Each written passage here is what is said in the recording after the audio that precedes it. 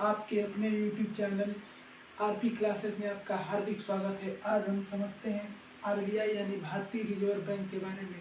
भारतीय reserve bank की स्थापना के लिए 1934 में आरबीआई एक्ट पारित किया गया। फिर 1 अप्रैल 1935 को आरबीआई अपना काम करना शुरू कर दिया।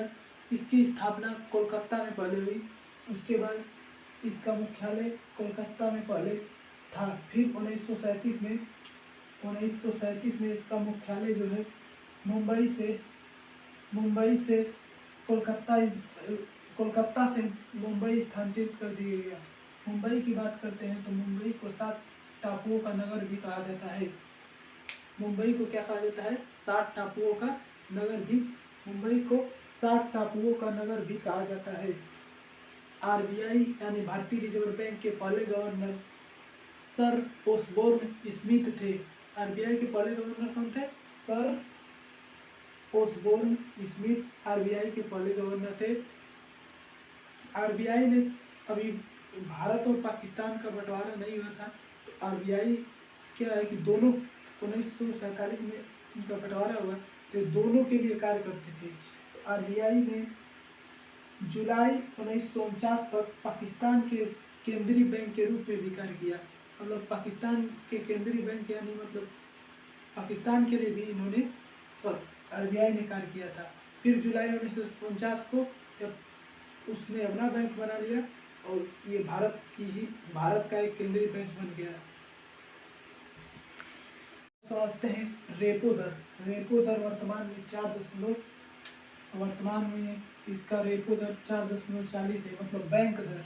रेपो दर का मतलब होता है कि भारतीय रिजर्व बैंक बैंकों को कर्जा देती है, उसी को हम रेपो दर कहते हैं। मतलब 4.40% पर ब्याज पर 4.40% की दर पर भारतीय रिजर्व बैंक सभी बैंकों को कर्जा देते हैं। जैसे भारतीय स्टेट बैंक को मान लीजिए, भारतीय स्टेट बैंक को 1 लाख रुपए चाहिए, तो वो किस पर देगी? 4.40% पर कर्जा देगी। मतलब 4.40% का मतलब 4 रुपये 40 पैसे ब्याज दर पर कर्जा देगी।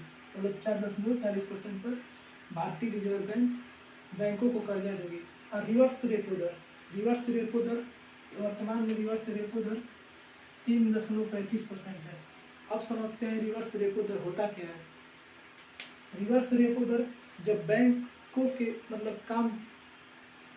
के हफ्ता में कामकाज के बाद, जो दिन भर के कामकाज के बाद पैसा जो बच जाता है, तो उसे भारतीय रिजर्व बैंक में रख दिया जाता है।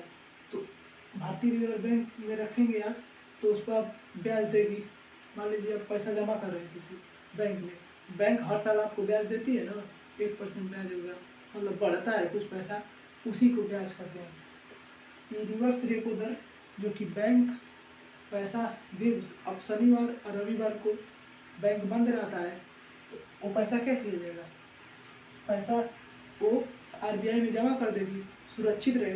क्योंकि अगर आरबीआई को नहीं जमा किया जाएगा तो पैसा मान लीजिए वही धरेगा, पैसा ज़्यादा हो जाएगा तो क्या होगा?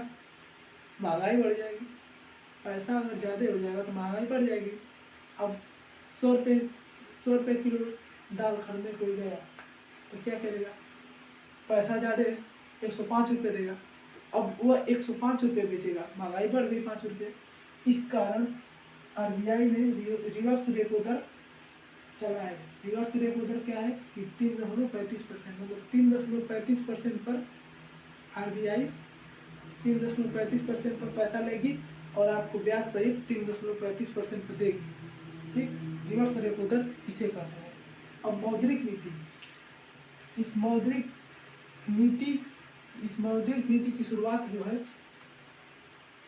27 जून 2016 को मौद्रिक नीति की शुरुआत होती है। मौद्रिक नीति की शुरुआत उर्जित पटेल समिति। उर्जित पटेल कौन थे? भारत के जो है कि आरबीआई के पूर्व गवर्नर शक्तिकांत दास के पहले जो है आरबीआई के गवर्नर शक्तिकांत दास के पहले आरबीआई के गवर्नर थे। तो इन्हीं की समिति बनी थी, आरबीआई ने बनाई थी। जो आरबीआई के गवर्नर थे उर्जित पटेल जी। उन्होंने एक समिति बनाई, सिफारिश किया भाई कि उनके सिफारिश पर मौद्रिक नीति अपनाई गई। मौद्रिक नीति क्या है? मौद्रिक नीति जो है आरबीआई ने जो है मौद्रिक नीति में सुधार किया। मौद्रिक नीति में सुधार करते हुए एमएसएफ मतलब सीमांत स्थायी सुविधा, सीमांत स्थायी सुविधा की शुरुआत की। 4.25% सीमांत स्थायी सुविधा इस समय वर्तमान में 4.25% है। 4.25% वर्तमान में सीमांत स्थायी सुविधा। ये बहुत महत्वपूर्ण क्वेश्चन है, बहुत अधिक पूछा जाता है कि वर्तमान में एमएसएफ क्या है। ऐसे इस तरह पूछ दिया तो क्या आप बढ़ के चलेंगे? 4.25%। अब बात करते हैं आरबीआई के वर्तमान गवर्नर की। तो आरबीआई के वर्तमान गवर्नर कौन है? शक्तिकांत दास। भैया शक्तिकांत दास। शक्तिकांत दास कौन है? 25वें गवर्नर है, जो 2018 से 11 जून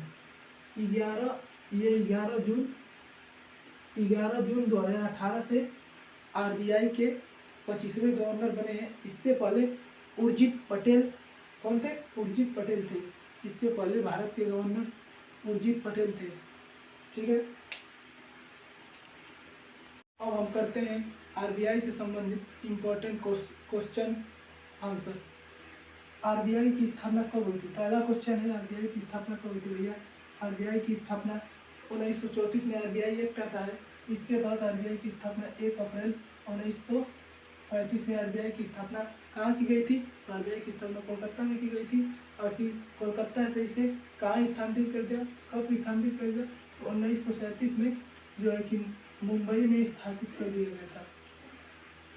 क्वेश्चन है कि आरबीआई, एक और क्वेश्चन फिर बन जाएगा, आरबीआई को कोलकाता से दिल्ली, आरबीआई का मुख्यालय कोलकाता से दिल्ली कब स्थानांतरित कर दिया गया था?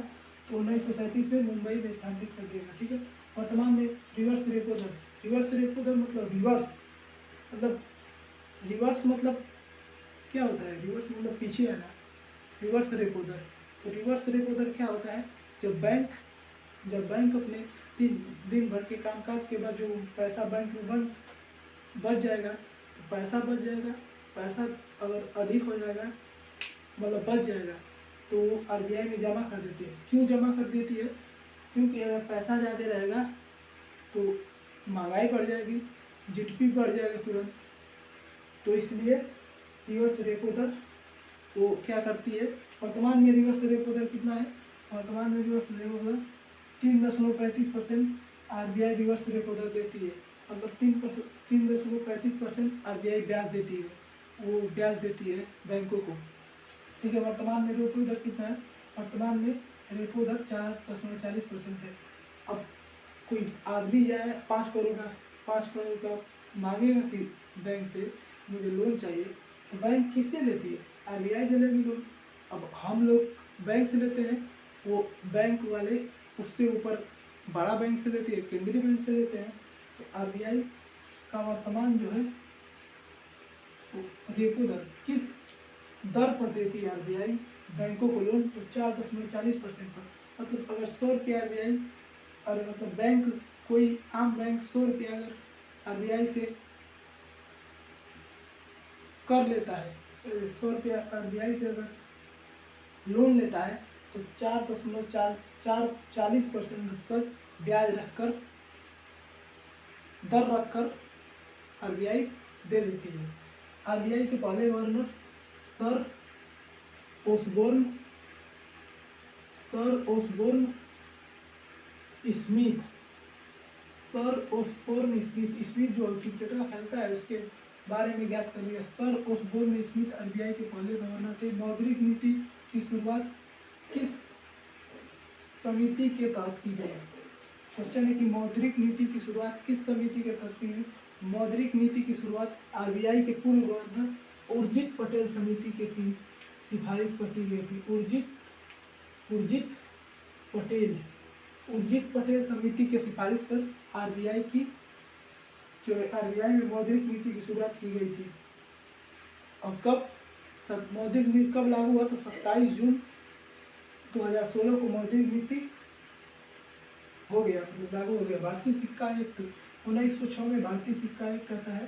भारतीय सिक्का अधिनियम 1906 में आता है। भारतीय सिक्का अधिनियम जैसे सिक्कों और मुद्राओं पर नियंत्रण के लिए भारतीय सिक्का अधिनियम लाया जाता है। कब? 1906 में भारतीय सिक्का अधिनियम आता है। वर्तमान एमएसएफ कितना है? वर्तमान एमएसएफ मतलब सीमांत आय सुविधा 4.25% वर्तमान एमएसएफ और सीमांत आय सुविधा है। सीमांत आय सुविधा वर्तमान में 4.25% है। एमएसएफ की शुरुआत कब हुई थी? एमएसएफ की शुरुआत 27 जून। एमएसएफ की शुरुआत जो है 27 जून एन है 27 जून 2016 को 16 से उर्जित पटेल समिति की सिफारिश पर एमएसएफ की शुरुआत हुई। आरबीआई ने पाकिस्तान में पाक का मतलब पाकिस्तान है, पाकिस्तान के केंद्रीय बैंक के रूप में कब तक कार्य किया? तो आरबीआई ने पाकिस्तान के केंद्रीय बैंक के रूप में जुलाई 1948 तक कार्य किया। कब? जुलाई 1948 तक कार्य किया। आरबीआई ने पाकिस्तान के केंद्रीय बैंक के रूप में जुलाई 1948 तक कार्य किया। 8 क्वेश्चन है, ठीक है। अब बात करते हैं 100 रुपये के। अब अगला क्वेश्चन, 100 रुपये के नोट पर के पिछले हिस्से पर किसकी तस्वीर छपी हुई है? 100 रुपये के नोट की बात करते हैं। 100 रुपये के नोट के पर किसके हस्ताक्षर होते हैं? गवर्नर रिजर्व बैंक के हस्ताक्षर होते हैं। शक्तिकांत दास वर्तमान गवर्नर है। कौन चौथे हैं? 25वें हैं। तो 100 रुपये के नोट पर किसके पिछले हिस्से पर मतलब पिछले हिस्से पर किसके तस्वीर छपी होती है? तो 100 रुपये के नोट के पिछले हिस्से पर जो है कि रानी की वाव की तस्वीर छपी होती है। 100 रुपये के नोट के पिछले हिस्से पर रानी की वाव की तस्वीर छपी होती है। किसकी? रानी की वाव की तस्वीर छपी होती है। 100 रुपये के नोट पर किसके हस्ताक्षर होते हैं? तो आरबीआई के हस्ताक्षर होते हैं 100 रुपये के नोट पर, ठीक है। 50 रुपये के नोट पर किसके पिछले हिस्से पर किसकी तस्वीर छपी होती है? तो भैया हम्पी की तस्वीर छपी होती है, ठीक है। किसकी? हम्पी की। हम्पी कहाँ है? कर्नाटक में। हम्पी जो है कर्नाटक में, इसकी तस्वीर छपी होती है। किसके? 50 रुपये का नोटवा पर। और 200 के नोटवा पर किसकी? पिछले हिस्से पर 200 का जो पिछावा वाला हिस्सा है उस पर किसकी तस्वीर छपी होती है? तो भैया उस पर जो है कि सांची का स्तूप बनाया जाता है। किसका? सांची का स्तूप। जो 200 रुपये के नोट पर के पिछले हिस्से पर सांची का स्तूप बनाया जाता है, ठीक है। बैंककारी विनियम क्वेश्चन है। बैंक बहुत जबरदस्त क्वेश्चन है दोस्तों। बैंककारी विनियम एक्ट यानी अधिनियम कब आया? बैंककारी विनियम एक्ट अधिनियम जो है 1949 में आया। कब? 1949 में आया। एक और क्वेश्चन पूछ सकता है, आरबीआई का राष्ट्रीयकरण कब किया गया? तो भारतीय रिजर्व बैंक का राष्ट्रीयकरण 1949 में किया गया दोस्तों। और 1949 में जो है बैंककारी विनियम अधिनियम आया 1949 में। इस अधिनियम का क्या कार्य था अभी बताता हूँ मैं।